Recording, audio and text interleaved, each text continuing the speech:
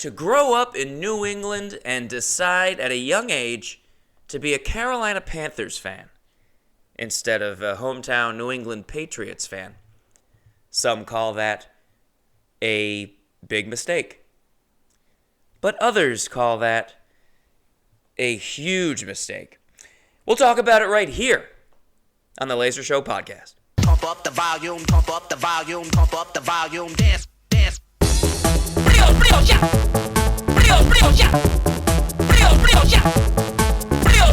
Hello, ladies and gents. Welcome to episode 26 of Laser Show. I'm thinking about doing something with my intro, like something I could say every episode, like a little routine I could get going. Something about a laser show.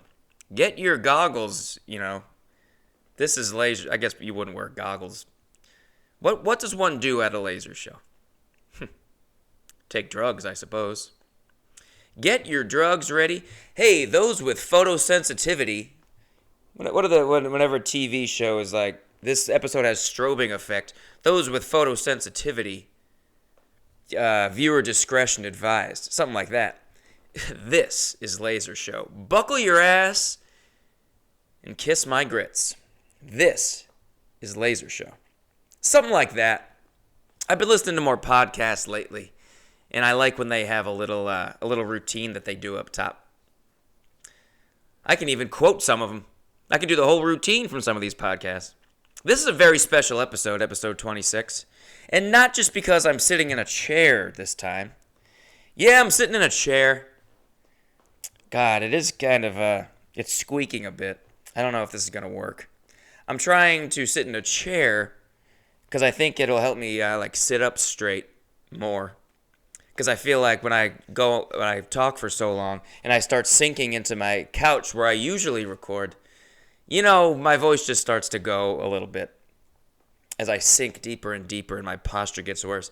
So I'm sitting I got a hard chair out of the closet. Pretty hard chair, and it was in the closet. And I brought it out, and I'm sitting in it. I'm just sitting in a chair in the middle of my living room. Just sitting in a chair, hard chair. AC's going. Hot week here in LA, and a hot episode of Laser Show. I might move. I might just sit on the arm of the couch. I might sit on the arm, something that'll just keep me upright. Because I need you guys you deserve my full voice for this episode and all episodes. I think this could be a long one. This episode, I am going to talk about how I became a Carolina Panthers fan and what it's been like, what I've been through. This episode, it's not for everybody. Hey, look, this episode, it's not for everybody. This is a heavy, heavy sports episode. And I have a lot to say. I've been a Panthers fan for 30 years now, almost 30 years. And a lot of things have happened. Good and bad. Oh, mostly bad. But the good, ooh-wee. So I don't know if you'll find this that interesting if you're not like a sports fan. And then at the end, what I'm going to do, I was thinking about dividing this into 2 episodes. The first episode being just my history as a Panthers fan. And then the second episode would be my best bets for the upcoming 2024 Panthers season. And I got some good ones. I'm going to cook up some good bets. But I've decided there's just not enough time.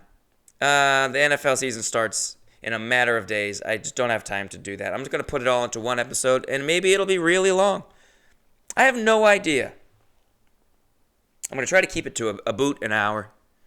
But I have no idea. If you've clicked on this podcast, if you're listening to this, you know exactly how long it is. You might think I'm a fool for thinking I can do this in an hour. You might be looking at the time on this podcast and go, right, this is a 3.5-hour podcast. I don't know. But I reckon I can keep it to about an hour. Maybe a little over. Hey, maybe less. Who gives 2 shits? I can't sit in this fucking chair, dude. This squeaking is driving me nuts. Okay, the chair was not the move. I could. Here, I'm just going to sit on the arm of the couch. That's okay. And I'll just sit completely upright.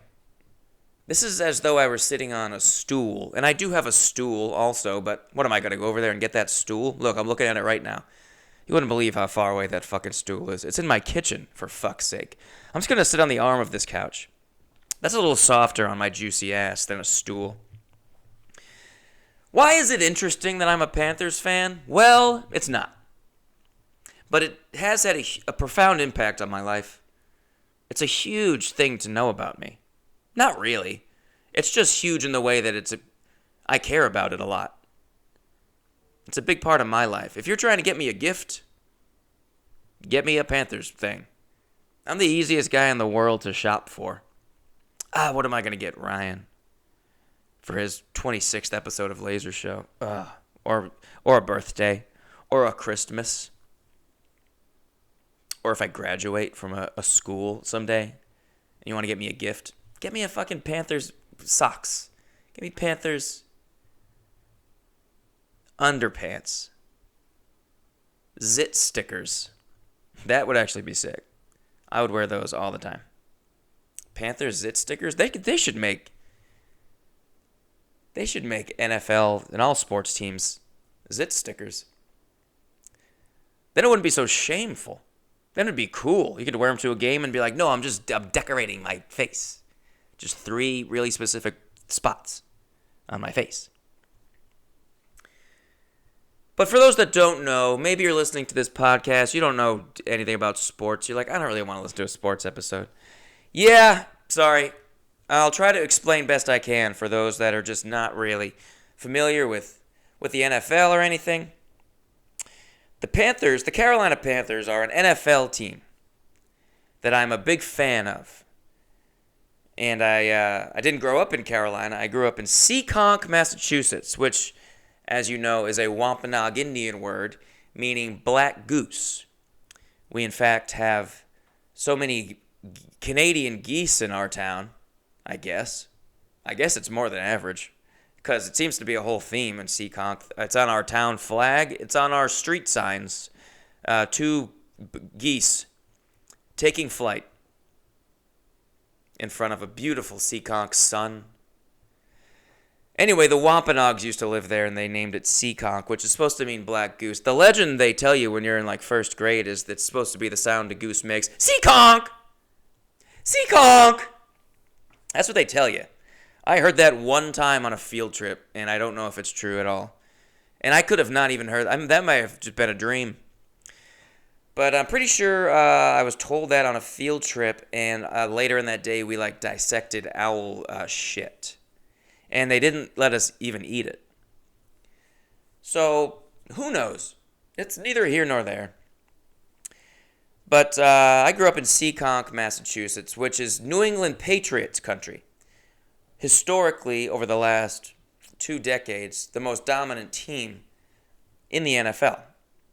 We're talking 6 Super Bowls. You guys know Tom Brady. This is Tom Brady's team. And I grew up in, that was my hometown team. And a lot of fun, I'm sure it was, to be a fan. But at 7 years old, I decided, on a whim, to be a Panthers fan. Now, I didn't know anything about sports. I was 7. I didn't know what. My dad was a Jets fan, still is. What's up, Dad? He's a regular listener. Shout out to you, Dad. Love you. Jets fan. Grew up in New York, Queens. And I was a Jets fan. And the Jets are a rival of my hometown New England Patriots. So my dad was the enemy in this town. He used to get his ass kicked. He got raped. Sorry, Dad, I'm telling everyone that, Dad. I just think I'm giving context. No, my dad got brutally raped by the milkman. But when I was 7 years old, we went on a trip to Maine.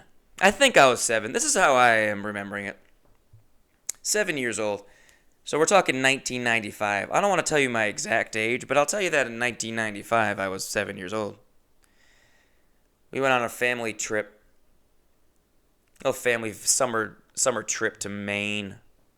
I don't know where in Maine. It doesn't matter. What I do remember from this trip was that it was very hot. And I really wanted a hat.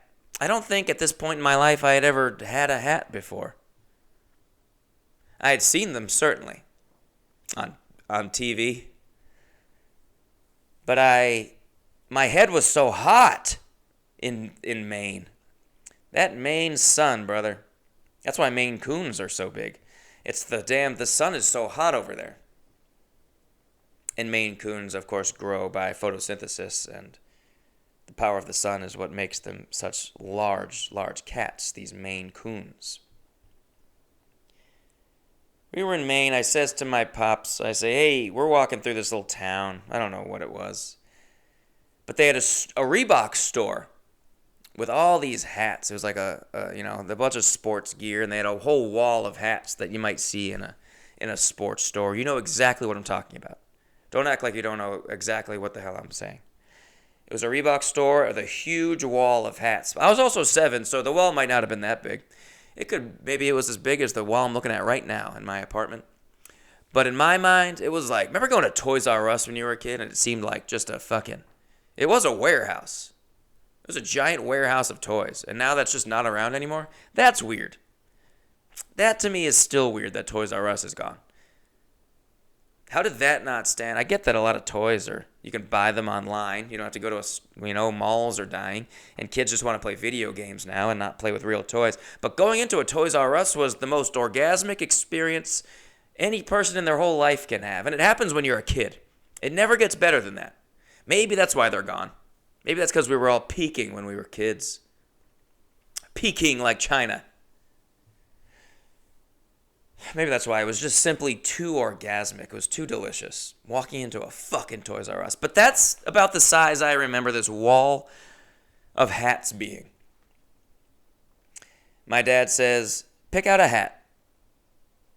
This is how I remember it going down. Now, of course in my town it's customary to just be a New England Patriots fan. I would get a New England Patriots hat. I think I actually did have a Patriots hat as a kid, and I never wore it. I didn't care for it. Ugly blue-ass hat, stupid, ugly logo. Terrible colors. In the 90s, before they changed to the dark blue. Back when they were that royal bright blue, yuck. The Drew Bledsoe blue, yuck. Didn't really care for it. My dad says, go pick a hat. And I went down this wall of hats, and I picked the 2 coolest hats that I could find. The 2 hats I really liked the most. And was like, I'm going to choose between one of these. I bring them back to my father. It was a Carolina Panthers hat and a Jacksonville Jaguars hat. And that, by the way, is how you say that word. It is Jaguar. It's insane to pronounce it Jaguar. You're insane if you say it like that. That's not how you say that. You have to look at the letters of the word and say them correctly. You got to do it. You got to say it how it's spelled. That's how it's supposed to be said. But those were the 2 hats. Now these 2 teams, oddly enough, these were the 2 expansion teams of that year, 1995. Isn't that odd that the Panthers and the Jaguars came out the same year? They were the 2. The NFL's like, there was 30 teams. And they were like, we're going to fucking expand to 32 teams. Or maybe, I guess there was 29 teams. They were expanding to 31 or some odd, because then they would later add the Texans. Anyway, they were expanding by 2 teams. And it was the Panthers and the Jaguars. And a panther is literally a black jaguar. They're the same animal. The panther just has like black fur. It just grows black fur instead, but they're the exact same. And you can, if you look at a panther in the right light, you can see spots underneath. They're literally the same animal. Isn't that cuckoo? 2 new teams, and they were just like, these are the 2 we thought of. I don't know. Couldn't think of any other. I don't know. The fucking rhinos? Hello? Something with a snake? The fucking boas? The vipers? The vipers? Something like that? The cheetahs even. The elephants. The There's all sorts of things. Anyway, I digress. Yeah, this is going to be a long episode, isn't it? Just the way I do this. Now by the way, I'm standing up. I didn't really like sitting on the arm of the couch. I'm now pacing around. I'm literally strolling down memory lane here with my 5-foot mic cord pacing. Anyway, I bring these 2 hats to my dad and I says, I like these 2. I don't know which one to get. They are both so cool. Cool cats. Also pretty similar colors, like teal. Jaguars are more like teal. Panthers are like black and blue. Turquoise blue. I just thought they were the 2 coolest hats. And here was the difference. The Jaguars hat on the back, it was blank. Didn't say anything. The Panthers hat on the back, it said Panthers on it. In blue letters, block lettering. Very weird. Pretty ugly hat, honestly. The back of the hat, for sure. And my dad, who was the manager, he ran the youth soccer league in my town, Seekonk Youth Soccer. So he would make the teams. A thankless job, a thankless gig. Evaluating these children based on their ability and their strength and their athleticism. And then divvying them up into teams. But he would make the team, so he would make my team, he would just like put me on a team with like my friends. And that was pretty cool. I got to just be on a team with my friends all the time. We're talking Sean Beatty, we're talking Dave Stafford, we're talking Eli Souza, we're talking the big names of the Seekonk Youth Soccer scene. And but he would name the teams. He got to name the teams. So he says, hey, if you get this hat, this Panthers hat, we can name your soccer team the Panthers, and then you can wear this hat, and you can pretend it's like, the soccer team's hat. And I thought, that's a great idea. I'll do that. And that's how I ended up getting this Panthers hat, which went on to completely fuck up my life. Beyond belief. Hey, I'll tell you this, better than being a Jaguars fan, though. We've had more fun. We've had more success throughout our joint tenures. And why, you might ask, why would your dad let you get this hat, let you be a Panthers fan? I'm sure he didn't know I was going to be a Panthers fan. I'm sure he thought nothing of me getting this hat. But why wouldn't he just let you be a Patriots fan? Because I think he's a Jets fan. Why would he want me to be a fan of his rival team? That sucks. Your son is a fan of your rival team. Well, then why wouldn't he want me to be a Jets fan like him? Because that was the rival team of everyone else in the town, so I would get my ass kicked, and I would get raped by that milkman. So I think, ideal situation for him, hey, my son's just going to be a fan of this random fucking expansion team that hasn't even played yet. Maybe they had played for a season, I forget. So it's harmless. It's harmless. My son, it'll be so random, no one will think anything of it, and he won't get his ass kicked or fucked. So I got this Panthers hat, and I was in 2nd grade, and I really stuck with it. And now here I am, and I don't want to tell you my exact age, but I was 7 years old in 1995. And here I am now, all these years later, and I'm still, unfortunately, a huge Panthers fan. And it's been rough. Historically, not been a great team. But as a kid, I decided to. It's kind of, there's something about rooting for a different team than everyone else roots for. I think makes you more calloused, and it makes you like that team more. I think. Like, I'm a Red Sox fan. That's my hometown baseball team. But I'll never be as big of a Red Sox fan as a Panthers fan because you go through being all alone in being this fan. As a kid in New England, where everyone sucks, it really, it was kind of a tough thing to go through, and I think it just made me so much more of a fan than I would have been if I was a Patriots fan, and we're all Patriots fans together. I wouldn't be like the biggest Patriots fan in the town if I had grown up a Patriots fan. I'll just be your regular, like I am with the Red Sox. I'm a pretty run-of-the-mill Sox fan. I don't fucking scream and go nuts. So I think it just made me such an insane fan, and I really started gathering, hoarding, collecting Panthers stuff. I mean, and then my family, knew about it, and aunts and uncles, and then every Christmas and everything, I would be constantly just collecting more and more Panthers shirts and memorabilia and little things, just completely filling my room with Panthers stuff and posters and pillows. I became obsessed. I loved it just because I loved that logo as a kid. I really liked that cool cat. Really thought it was so sick. Still do. Still think it's pretty sick.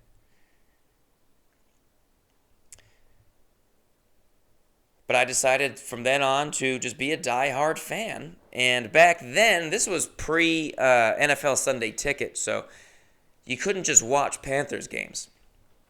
They play in North Carolina, they play in Charlotte, so the Carolina region, they get to broadcast Panthers games. But in New England, they only broadcast the Patriots games or whatever other big team is on. So the Panthers were just not on TV. I couldn't watch my own favorite team.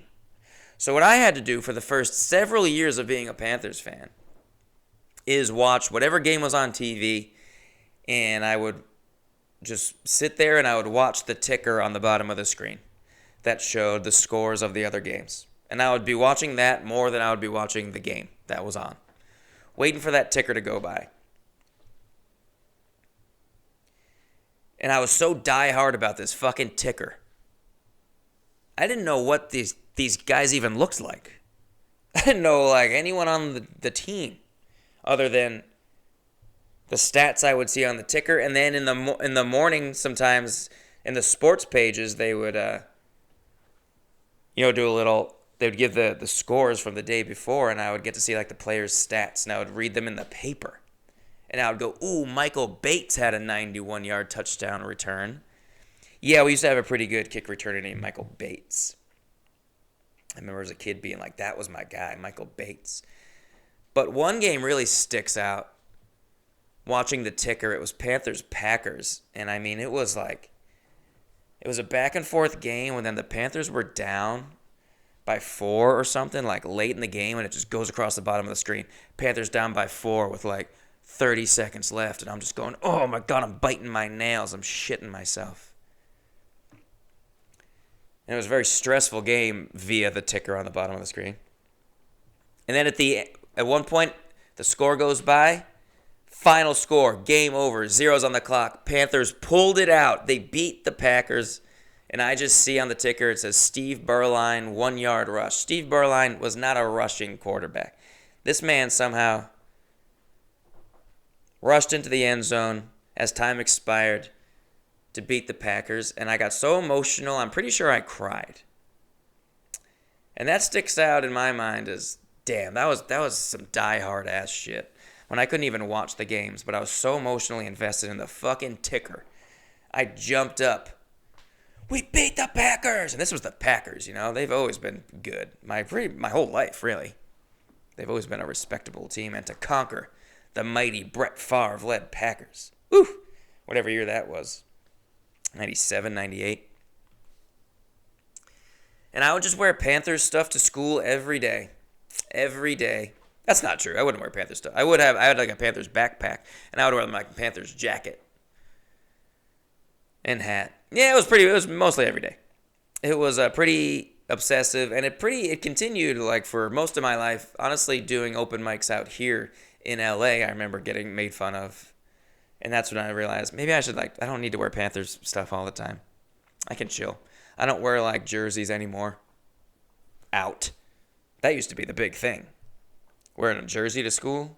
That was your most expensive shirt. I'm going to dress up nice today for like school pictures and shit. Now, here's a formative experience. The 90s were what they were. The Panthers were routinely 6-10, 5-11, 7-9. Just kind of a lower tier middling team throughout my youth. And then in 2001, 2 planes hit the... No, just kidding. That day, that will come into play, though. In 2001... I went to my first training camp. My dad drove me down Training camp is it's like a month long summer. They just have practices every day. The NFL teams, and the Panthers would do theirs at Wofford College in Spartanburg, South Carolina.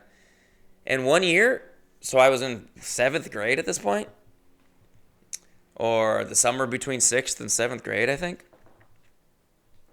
01, does that make sense? Yeah. My dad drove me down to Spartanburg, all the way from Seekonk, Mass. That's a long drive. That's like a 2-day drive. We stopped somewhere.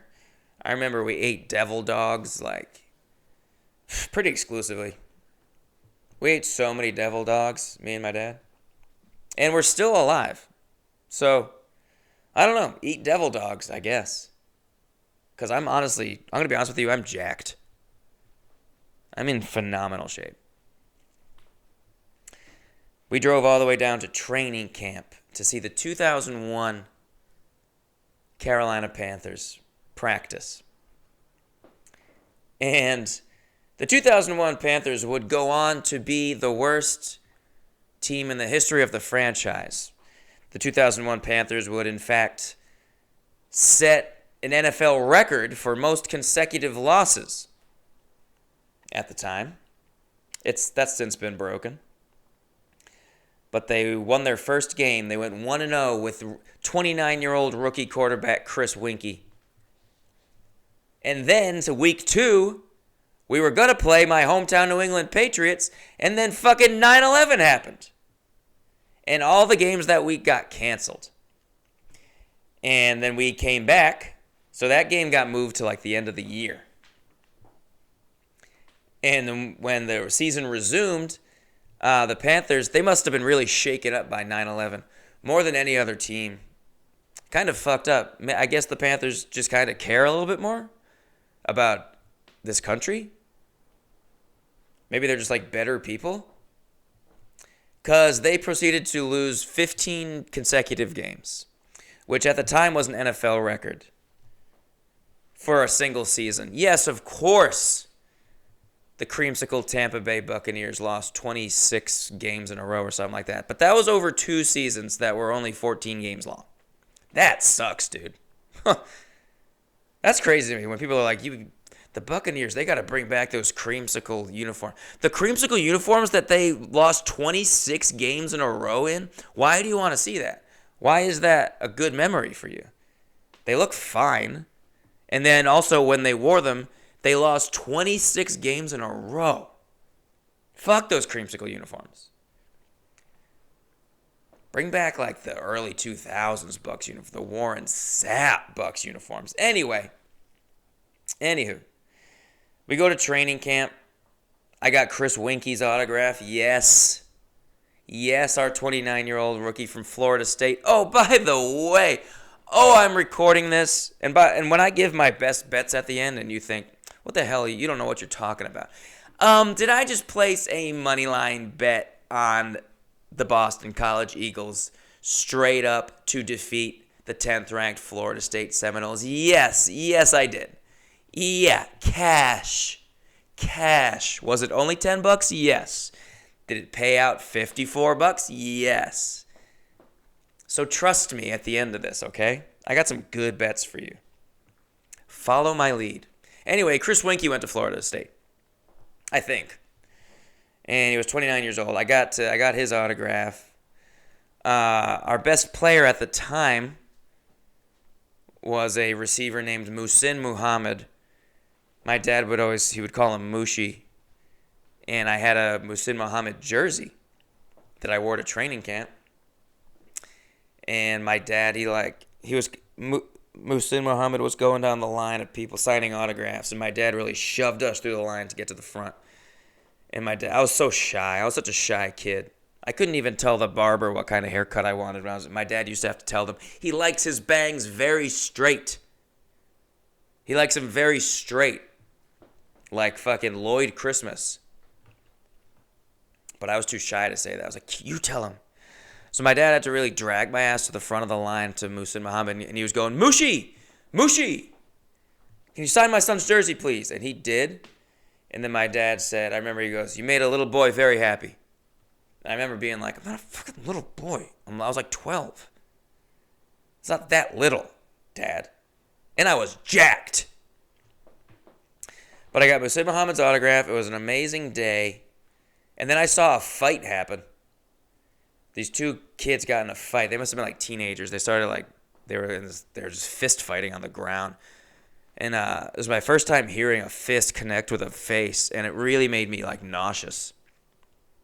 And then I just wanted to leave. Training camp wasn't even over. I was like, let's go back to the hotel. I feel I'm done. But it's just, I've never seen anyone just get punched in the face. It was so gross. The smack of knuckles on a cheek. Now that's awesome. I would love to see that now. I'd jump in. I'd film it. Who knows? Certainly wouldn't get queasy and want to leave, though. Anyway, the 2001 Carolina Panthers were fucking awful. And when, so at the end of the season, we had to, all those games that got canceled in week 2 of the NFL season, they had to play them at the end. So the Panthers played the Patriots at the end and got fucking smoked. This was the first year that the Pats were really good. They would win the Super Bowl this year. This was their first of many Super Bowls, was this year. And they crushed us. Fucking like 30-6 or some shit. But I do remember Richard Huntley, Panthers running back, ran for 164 yards. And I walked into school that next day and was like, and everyone's like, haha, Panthers suck. And I was going, Richard Huntley ran for 164 yards. Richard Huntley ran for 164 yards. I was like that level of fucking stupid. And that's what little I had to cling to with that bullshit team. And 9/11 really sucked too, huh? Do you remember that? It was like a whole thing. And what's so interesting about this 2001 season is that this was the first season that we ever got NFL Sunday Ticket. And so now we can finally, for the first time in my life, I can watch my favorite team, which I've never even seen them play a game before unless they were on Monday night or something. So I get to just watch Panthers games in the daytime. And then we set an NFL record for most consecutive losses. After going 1-0 against the Vikings. What's cool about that year is we did draft, in my opinion, the greatest player in Panthers history in Steve Smith. He's probably the all-time greatest Panther. If you're asking me, that's what I say. We drafted that kid out of Utah, and he returned a kickoff for a touchdown, opening kickoff of the season. And everyone's like, geez, this kid's good. And we won the game. Chris Winkie threw for some touchdowns. And then we lost 15 games in a row. In 2002, we're back on the mend. We hire a new head coach in John Fox. And now I'm just telling you the history of this isn't really about me as a fan, I guess. This is probably pretty boring, but hey, fuck you, I'm pacing around. 2002, I go to my first Panthers game in Charlotte. Rodney Peete. We lost the game. We did lose the game to the Arizona Cardinals, 16-13. Jake Plummer. Fucking Jake Plummer. He snaked us.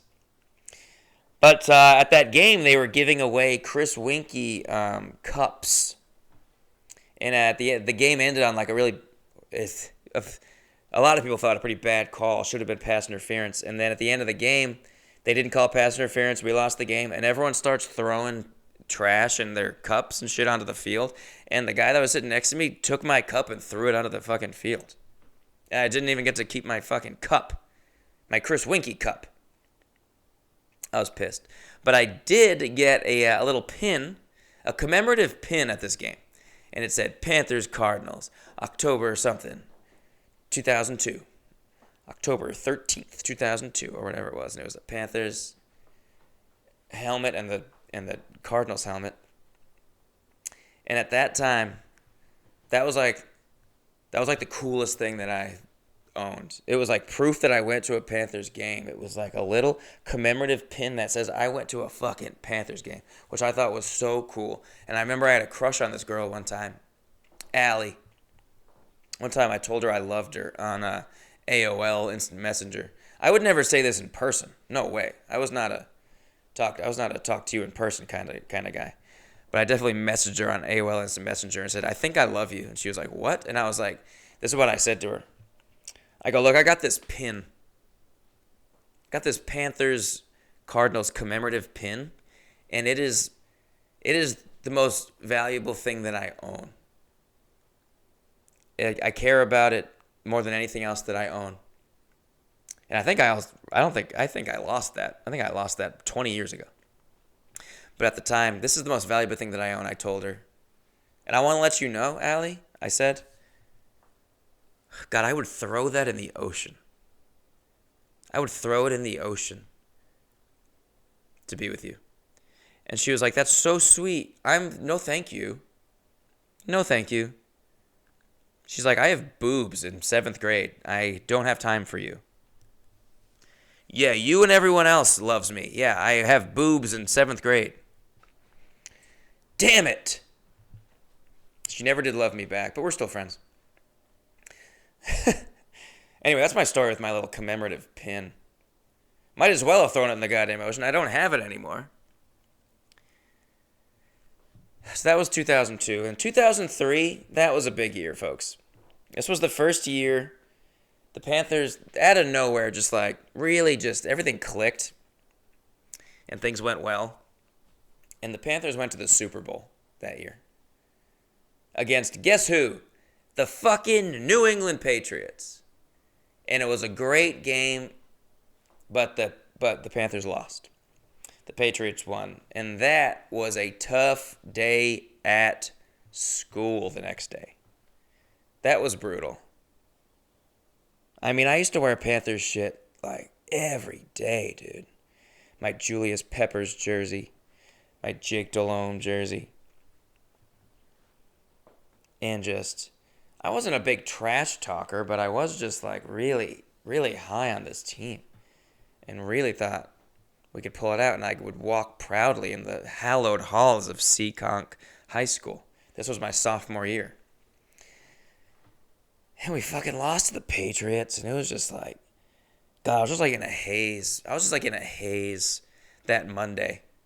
Super Bowl Monday should be a fucking day off. As an adult, you're going to be so hungover. Perhaps out a bunch of money.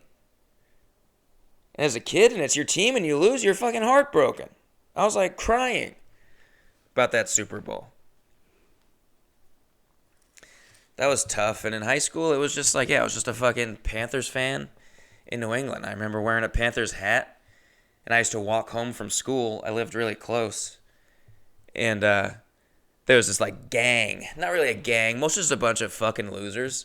And they would just like hang out on Dean Street. We used to call them the Dean Street Mafia. And they would just hang out and just like bully people. And I was just walking home with my Panthers hat. And one of them goes, take that fucking hat off. This was Shane. This was Shane Williams. Take your fucking hat off. And I was like, no. It was a winter hat, and it was cold, but it was a Panthers hat. He goes, take that fucking hat off. And I was like, no. He comes over, he fucking rips it off my head. And then throws it into my chest. He goes, take that fucking hat off. And I was just like, it's just a hat. It's just a hat, Shane. And I remember he goes, do you realize where you're living? That stuck with me. That echoed. And I walked all the way home fucking shaking, terrified. I thought I was going to get killed. Do you realize where you're living? Yeah, because it's a huge rivalry. The Patriots and the Panthers. Shut up, Shane. He's probably dead. Anyway, 2004 comes around. Steve Smith gets hurt, breaks his leg first game. Coach Whalen, I was on the football team in high school. Coach Whalen, big fat guy, the biggest guy at this point I had ever seen. Coach Whalen. One time he wore a yellow shirt to practice, and one of my buddies goes, "Oh, the sun just came out." That was a funny joke. Brian Turgeon, shout you out. I remember that joke. I really doubt you do. And big guy, but he was somehow friends with the Panthers offensive line coach, and he kept telling me, I'm going to get you Steve Smith's autograph. Get you an autograph. And he never did. I remember once in high school there was this girl that had a crush on me. I forget what her name was. She was like a grade below me, I think. But people were telling me, "Hey, that girl, she likes you," and I was like, "Oh." I wasn't. I didn't. It wasn't mutual. But people just tell me that she's always, yeah, she talks about you. And I'm like, I've never talked to her. I think she messaged me on AIM one time. We became friendly, but I never was into her. But I was like, she seemed nice enough. Maybe a little weird, little stalkery at times. Just being kind of weird. And one day she came into school wearing a Panthers shirt. And that was for me. There's no way that was anything else. And I thought it was really weird, and I messaged her on AOL. That's how I talked to people, especially girls. I said, "Hey, that's kind of weird you wore a Panthers shirt to school. Like, don't be doing that," to try to get my attention. And she goes, I remember her going, "I have an uncle. My uncle lives in Florida. So he's a Panthers fan." Which, that's not where the Panthers are. That's not... I really don't believe that. That you just happen to have a Panthers shirt. I don't believe it. Wish I could remember her name, but why would I need to remember her name? Doesn't matter. In 2007, I go off to college, and we draft a few gems. None more gemmy than a center out of USC named Ryan Khalil in the second round. We draft a guy named Ryan Khalil, stud center at a USC. He would go on to be our greatest offensive lineman we've ever had. We're talking 5-time Pro Bowler. We're talking 2-time All-Pro. Just our best, truly our best lineman we've ever had. And a staple in the community, and also just like a funny guy. You know? Fun in a press conference. Just a real fan favorite, this guy. He'll come into play later. I just wanted to let you know about that. Then there's some rough years, In 2010, we go 2-14. Then in 2011, we draft what I would say is the most famous person. A lot of people might say the greatest Panther of all time. I don't. I think he's definitely the most famous, the most consequential, the most game-changing player we've had. You've heard of this man. His name's Cam Newton. Cam Newton would go on to be Rookie of the Year. He would be an MVP. He would multiple Pro Bowls. He's our biggest name we've ever had. I say that to let you know that's going to come back into play. See, all this setup I'm doing that I've been doing for 45 minutes, now I'm going to get into some stories about my life. In 2012, we draft another top 4 player in Panthers history, in Boston College's own Luke Kuechly. This is a guy I went to college with. Never met him in college, but he was just a young buck, and I was a senior. Keek the Freak, we'd call him. We drafted him in 2012. You know what's weird about that? We drafted Luke in 2012, and I was at the gym, and I was watching the NFL draft at the gym, and we drafted Luke, and I was so happy because he went to BC. It's so cool I get to root for a guy who went to BC on the Panthers. Then I went on Twitter, and I tweeted, "I'm so happy. This is the greatest day. I am so stoked." And then I scrolled down and to look at some other tweets, and a comedian had just died. And all the tweets in the community were rest in peace tweets to this guy named Will, who got really sick and died. Very mysterious death. But I was like, what the? Oh shit, I immediately deleted my "this is the best day of my life" tweet. Will died. Will was awesome. I did love Will. He had elephantitis of the hands or something. He had like huge hands. Not sure what that was, but he was a really funny comic and just a cool guy. He used to have a funny joke where he was like, I want to be an actor, but I have huge hands. So whatever character I play, it would have to be like Abraham Lincoln, but with huge hands. I think Ahmed gave him like a little joke one time, or a little tag on a joke. I can never commit a crime like my fingerprints are pretty distinguishable. Something like that. Anyway, rest in peace, Will. The day I found out about Will's death was a happy day in Panthers history, and we drafted Luke. Luke was fucking unbelievable. One of the greatest linebackers truly of all time. So now we have we have some studs on our team. Now we have a few years where we're actually pretty good. Go to the playoffs in 2013, go to the Super Bowl in 2015, go back to the playoffs, and 2014 went to the playoffs, 2017 went to the playoffs. We had like some good years with Cam and Luke and Khalil and Coach Riverboat Ron Rivera. Some good years.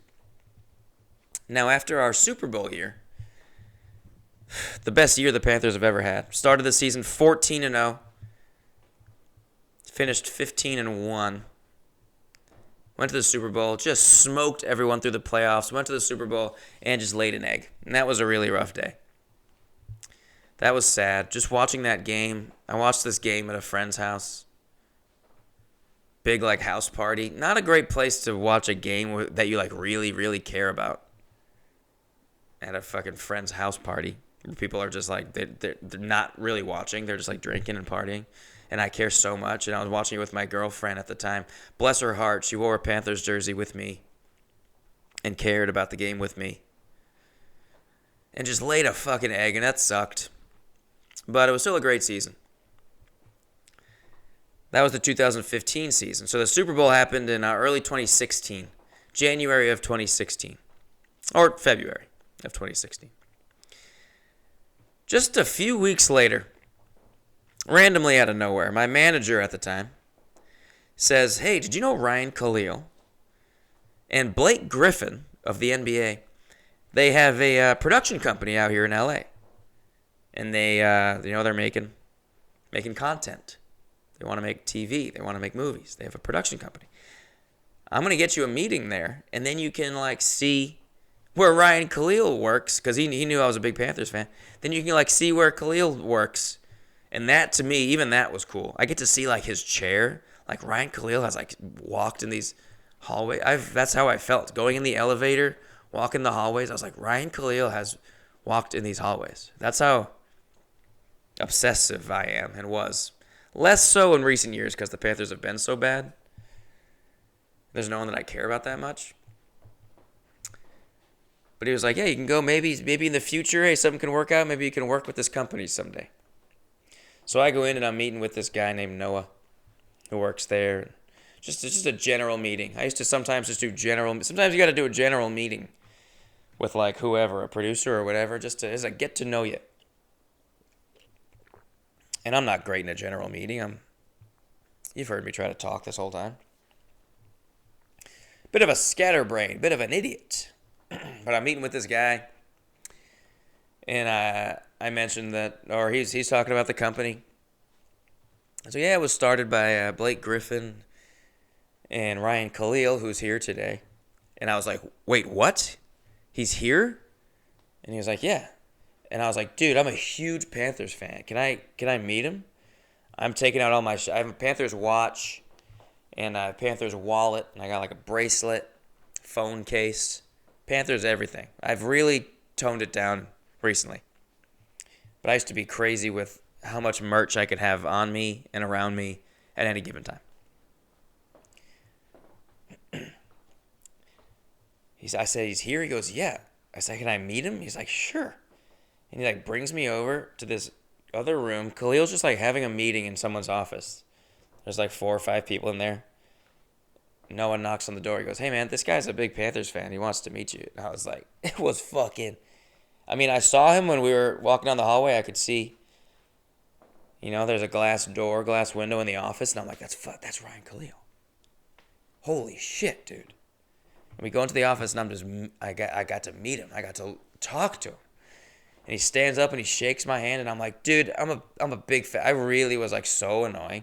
I have this Panthers watch, which it was a really nice watch, and I'm really bummed I lost it. I lost it on a cruise, on the Paramore cruise, Parahoy. Sucks. That watch was awesome. I should get a new one. I want to be a watch guy again, a Panthers watch guy. Yeah, fuck it. That's a gift you can get me. if you're listening to this and you want to like get me a gift. And also do let me know, go back to Instagram and let me know at the end if you made it to the elk. The elk. How about the elks? The elk. Plural's elk, right? That could be a team. The elk. Damn, that'd be cool. But anyway, I'm meeting Khalil. I'm like, dude, could I have a picture with you? And he was like, man, I'll come find you after. I'm like in a meeting. I was like, yeah, shit, sorry. I was a little embarrassed. Go back to the meeting with Noah, and I'm just completely shaken up. And true to his word, Khalil comes in, sits down. He's like, what's up, man? Where you from? What do you do? And I was just telling him about myself and my life. I told him about Dead Kevin, my sketch group. You know, some of the videos I'm doing. And I says to him, thank you for that season. Because it was a really fun season. Went 15-1, went all the way to the Super Bowl. It was a lot of fun until the end. But I said, thank you for that season. He just went, yeah, you're welcome. It's a fun little moment. I'm telling him about Dead Kevin. And then I got a picture with him at the end. And I will post that on Instagram when I share this. Got a picture with Ryan Khalil. And I was just buzzing, dude. Talked to him for like 10 minutes. It was so cool. He was so nice. Took a picture with me. And I was just like walking back to my car, just fucking buzzing, dude. Texting everybody. Texting my dad, texting my Panthers friends, my non-Panthers friends. I just like hung out with Ryan Khalil for like 10 minutes. Like, not just like a quick picture. Like, we actually talked. That's crazy to me. Then about a month later, I'm driving. I was working for Postmates. I used to work for Postmates, so I was a delivery driver. And of course, I was driving and on my phone, and I was on Twitter. And I had a direct message in my inbox. I open it. It's from fucking Ryan Khalil. Followed me on Twitter, sent me a message on Twitter, and goes, dude, I just watched a bunch of Dead Kevin sketches, and I think I'm like your biggest fan. Laserheads, do you understand what this means to me? I had to pull over. To the side of the road. I was like hyperventilating. I was crying a little bit. The emotions that flooded out of me. This might have been like the happiest moment of my entire life. I think this was probably the happiest I ever was in my life. Is when I got this message. I'm your biggest fan. He goes, I was like, thanks, man. He goes, give me a call. I want to like work on something with you. I'm like, are you kidding? He sends me his number. I was like, yeah, I'll call you, sometime this week or something. I called him like, I don't know if it was that night or a couple nights later or what. But I call him and this is the most nervous phone call of my life. I have to do vocal warm-ups before this phone call. I'm walking around my apartment going, brrrr, brrrr, to sit in solemn silence on a dull, dark dock, in a pestilential prison with a lifelong lock. Brrrr, getting ready for this phone call. And I call him, and he's just fucking chilling. He's just like, "Sup? Yeah, let's work on something." He was just like watching. He was watching Blake, who I think was on the Pistons at the time. He's like, "Yeah, I'm just watching the basketball game. What are you doing?" It was just like two fucking buds just talking on the phone. I was like, "What the hell is going on?" I'm on the phone with Ryan Khalil right now. On the phone with him, so casually. It's not like a meeting. We talk about doing something together, talk about some scripts, kind of just loose ideas. He ends up writing a short film, or working with these guys who wrote a short film. He casts me in it. We go shoot out in the desert in Palmdale. For like 3 days, we make this short film. It's called The Takeoff. And an Apple TV show was created based on it. And I didn't even get an audition. But that's okay. The Apple TV show is called Hello Tomorrow. If you've ever seen Hello Tomorrow on Apple TV, that show was sold based on that's Mortal Media. That's Khalil's company made that show based on the short film that we made where I played the main character, but couldn't quite make it to the big screen. He tried. It's not up to him. Anyway, made this short film together. Got to just go to the desert and just work on a project with Ryan fucking Khalil. And then football season starts. In the off season, he's doing this stuff. He's like making movies and producing. And then football season starts. He's back to football. He goes, he got me tickets to a game. He goes, you got to come to Charlotte for a game. I go to a game. He got tickets and field passes for me and my parents that he hand-delivered as he was walking up to the stadium. He was, the players park their cars and then all the fans line up and, give high fives, maybe an autograph if you're lucky. Just cheer the players on as they walk in. Then Khalil walks by and I was like, hey. And he was like, whoa. He comes around the fence, gives me a hug, meets my parents, then hands me an envelope with tickets and field passes in it.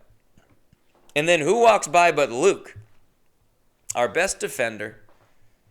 I think probably at this point I would say our best player. This is 2016. I would call Luke our best player right now. Better than Cam. And he goes, Luke, come here. I want you to meet my buddy Ryan. And I was like, oh my God.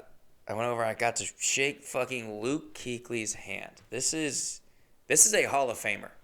Luke Kuechly is, for sure, a Hall of Famer. That's my opinion. But I think it's correct. Got to meet him, take a picture with him. I will post that picture on Instagram. He towers over me. I look like his son. But I got to meet him briefly, and I went, hey, man, I went to BC. And he was like, cool. He didn't really care. It didn't land as much as I thought it would.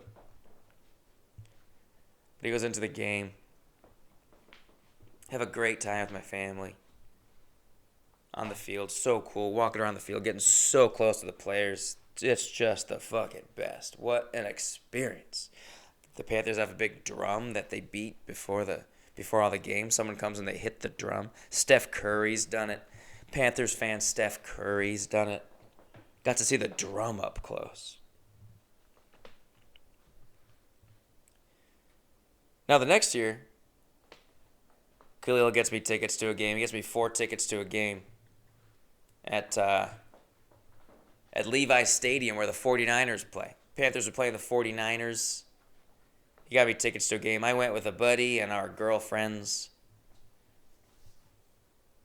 And after the game, we went over to the friends and family section. Khalil let me into the friends and family section where all the players are seeing their families and hugging and taking pictures. He lets me in. I get to meet fucking everybody. I got to meet Christian McCaffrey. I got a picture with Christian McCaffrey with Ed McCaffrey in the background, his father, who played for the Broncos. Christian McCaffrey is another one of our really, really good players. He's like one of the best players in the league right now still. He's not on the team anymore because he was too good. We had to let him go. The team was so bad we had to set him free, which I love. I love that. I just want him to be happy. He's way too good to be wasting his talent on this team right now. But he played for the Panthers for 6 years, and he was really our best player for all of that time. And I got to meet him. I got to meet the coach. I got to meet Coach Ron Rivera.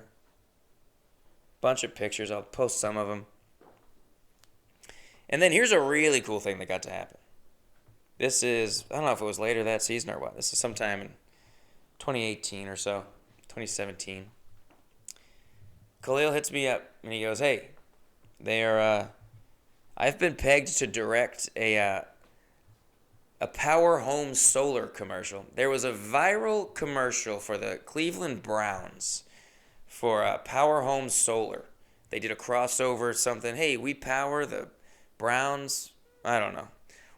We're the sponsor. We sponsor the Browns. It's basically what the idea of the commercial was. But it was a disaster of a commercial. It was like such a bad commercial that it kind of went viral. And then they got popular and they wanted to make more commercials with more NFL teams. And they reached out to Khalil, Power Home Solar did. And they go, hey, we heard you're like a producer and would you want to do a Power Home Solar commercial? And Khalil says, okay, I'll do that, but let me write it and direct it and cast it. And they said, all right. And he did, and he asked me if I wanted to be in it. And basically, he just had me in this commercial. So I flew out to Charlotte to film this commercial one day.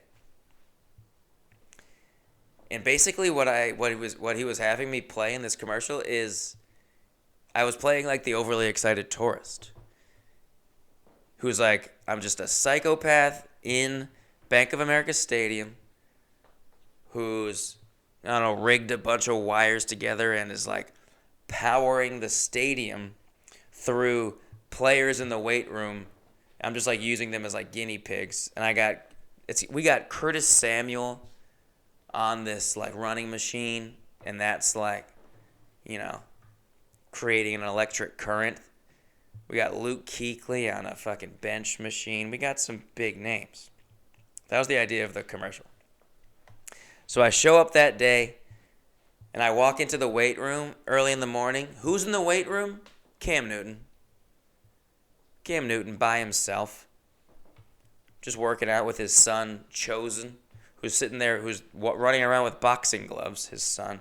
His son comes up and starts hitting me in the legs with boxing gloves. And Cam goes, hey, Chosen, hey, leave him alone, leave him alone. This is Cam Newton I'm just seeing in a little early morning workout. And I'm somehow have made it to this part of the podcast, and I haven't even tell you about the time that I fucking met Cam Newton. How did I skip over that? Yeah, one time I was walking down Hollywood Boulevard after a hike with my girlfriend at the time, and I just walked by this big black fella, looked at him briefly, kept walking, and then I realized who the fuck, that was fucking Cam Newton. I turn around, I said that out loud to her, I go, that's Cam Newton. And she was like, what? I turn around, it was fucking Cam the fuck Newton. I go, dude, I'm a huge Panthers fan. Can I get a picture with you? I got a picture with Cam the fuck Newton. And we're posing together. My girlfriend took the picture. Did a great job. What if she fucked it up? What if she was like, it was all blurry or something? She took a great picture. Miss her every day. But Cam threw up this cool peace sign with his fingers. And I was like, damn, that's cool. I've never even thought about that. That's how you're supposed to take a picture, duh. So I mirrored him. I did the same thing. I threw up the deuces, which I've never done in a picture in my life. And I regret doing it a little bit. Yeah, for sure. I wish I had just not done that. I look like kind of a dork in the picture. But I told Khalil about this when I met him at Mortal Media, and he goes, "We'll get you a better picture." And we never did get another picture with Cam. Don't really want one now. Yeah, fine now. But Cam was in the weight room. We filmed this commercial. Got to meet Curtis Samuel, who still follows me on Instagram. I followed him on Instagram. He followed me back because we worked together. We're talking Buffalo Bills wide receiver Curtis Samuel. Could be a nice little pickup. Could be a nice little fantasy pickup for you guys. Don't have a lot of receiving options over there. But anyway, I knew Luke was going to be in it because he and Khalil were tight. And then later in the day, Luke walks in. It's a big deal when Luke walks in. A lot of fanfare. There's a lot of he's the biggest name, It's crazy to get Luke in this commercial. He walks into the weight room where we were filming. We're just filming in the fucking Panthers weight room, dude. I've seen this weight room like online on Panthers.com when they do like little off-season specials and stuff, and they show the players lifting weights. I'm like, I've seen this. This is the weight room. We filmed the whole day in the weight room. Luke walks in, surrounded by people. They're kind of just pestering him. He's a big deal. Everyone wants to talk to Luke. And I'm kind of just hanging off on the side. I don't want to bother him. I'm going to meet him eventually and go, hey, I'm Ryan. We actually met like last year. I told you I went to BC. You didn't care. But anyway, I'm just kind of watching him. He's very nice. He's interacting with everybody. Then he looks over and he sees me standing, and I'm pretty far away. I must have been 20 feet away just being shy.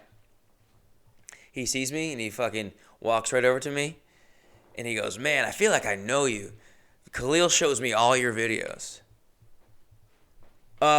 What?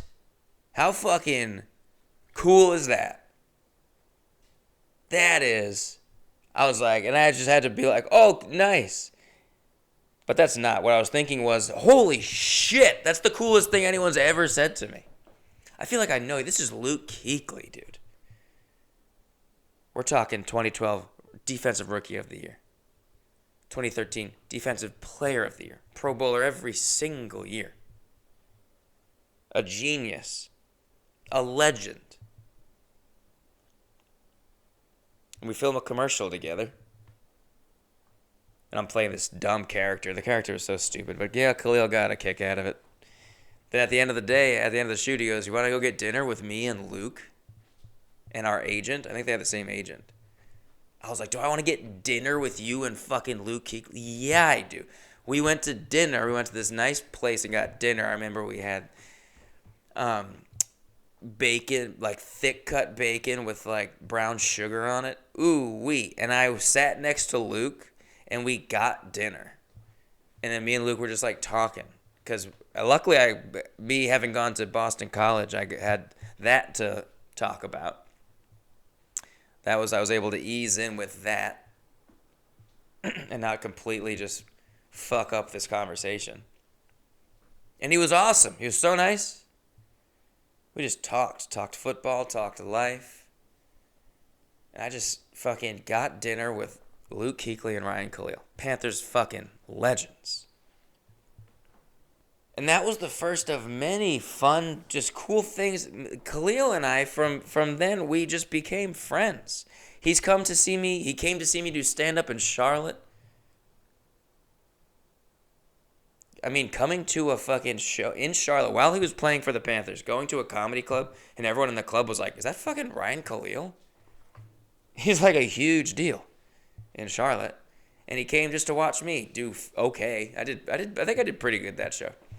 He's come to other shows where I've done not as good. But he's come to multiple shows to see me do stand-up.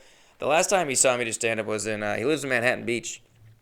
So he came to a show in where was I? Huntington Beach. It was in Huntington Beach he came. I kind of didn't do great that show.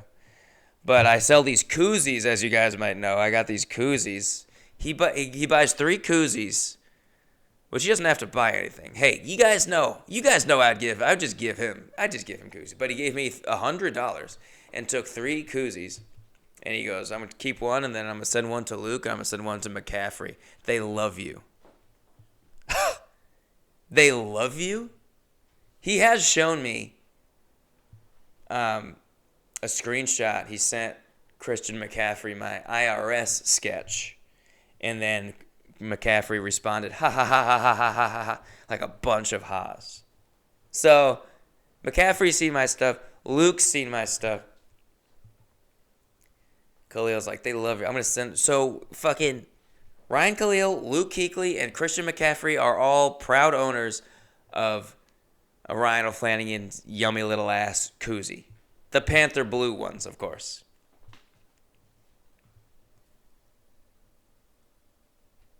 We would continue to hang out many times. I believe that was the last project we worked on together. And, I got paid for that little commercial. And then also as a little bonus, you know what Khalil sent me? After we shot that Power Home Solar commercial? I wish I could find it. I would love to post that. He sent me a game-worn, signed Luke Kuechly jersey. Game-worn. Autographed. And that, if you watch my sketches that I post, and a lot of them you can see in the background, I have a Luke Kuechly jersey on the wall, and you might think, why does he have a Luke Kuechly jersey on his wall? Because it's a game-worn, autographed Luke Kuechly jersey. That is worth thousands of dollars. There was also a game you might notice. I have a glove. I have a mannequin hand in my apartment with a glove on it, a Nike glove. And that's because I went to a game, sat right along the tunnel when the players came out, and I shouted at Khalil, and he looked at me, and he laughed, and he came over, and he gave me one of his gloves. So I just have a Nike glove that was like an NFL player's glove. So that's why I have a hand. If you've ever seen a hand in my apartment when I do my sketches, that's what that. And I'll include that video. I got video of that exchange happening. Yes, I will include that in the Instagram for sure, of course.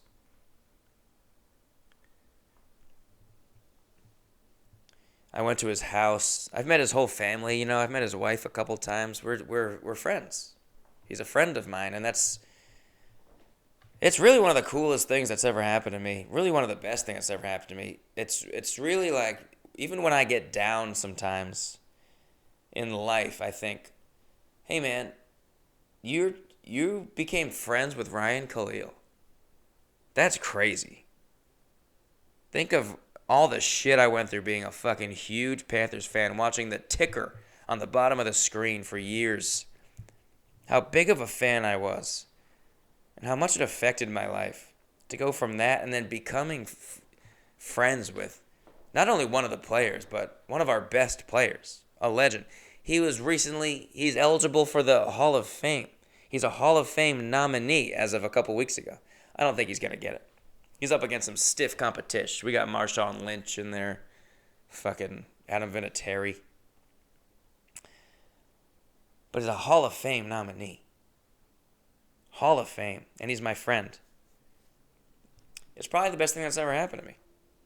So when I get down, I do think about that sometimes. Like, life is good. Life is good. It just brings me joy to just think about. It makes me smile. And it makes me realize that everything's fine. And I'm very lucky. If I need to just fucking feel something good in my heart, I think, dude, you're friends with Ryan Khalil. Don't let that be lost on you. That's so cool. And now we've been friends for so long where it's like, yeah, I don't freak out when he texts me like I used to. I used to like screenshot every text he would send and go, oh, he texted me. I got a text from Ryan fucking Khalil. I don't do that anymore. But I try to not forget how much that meant and how much it continues to mean. Went to his house. He has a really cool basement. He has a cool in-home theater and stuff. I went to his house. He hooked me up with some of that kratom. You guys ever do that kratom? He goes, come on, we're going to do some kratom. I don't know what it is. Kind of like a mushroomy kind of tea thing. I don't know. Just made me friggin' feel all weird.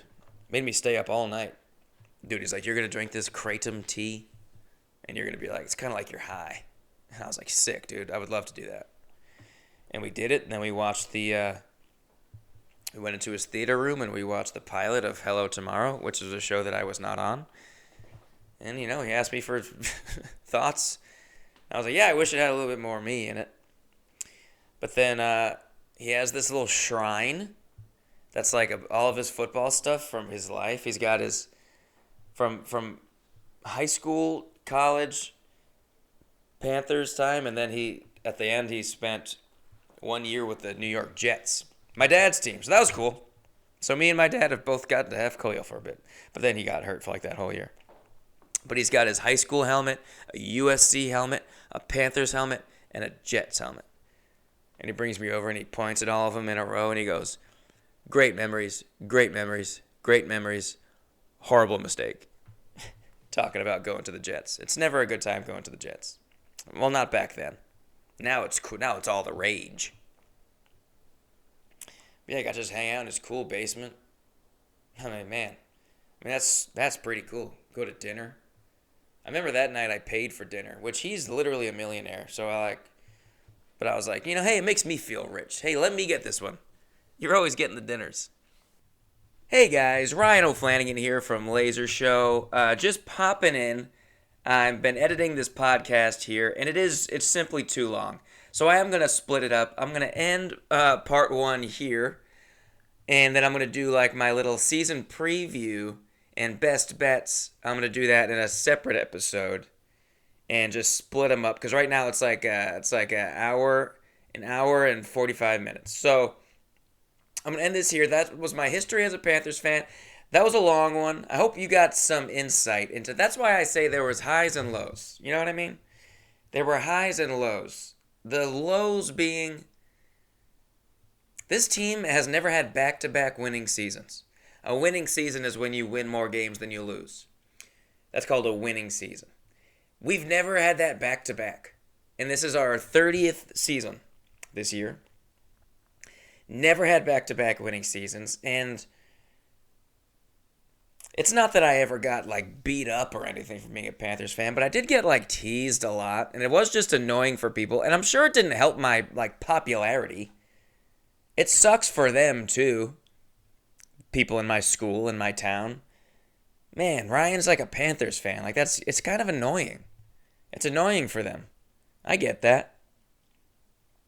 So it didn't like help. It certainly didn't help make me more liked or more popular. It could only possibly hurt. But then there's the highs. The highs, mostly through Khalil. I sure did talk about Khalil for a long time, didn't I? But that's led to I got to meet so many players and have so many cool experiences that wouldn't have happened if I wasn't a Panthers fan. You know? So, the ups and downs. What a time it's been. Hopefully that gave you a little bit of insight. And now for my next episode, just FYI, it's all about gambling. I'm going to do a 2024 season preview.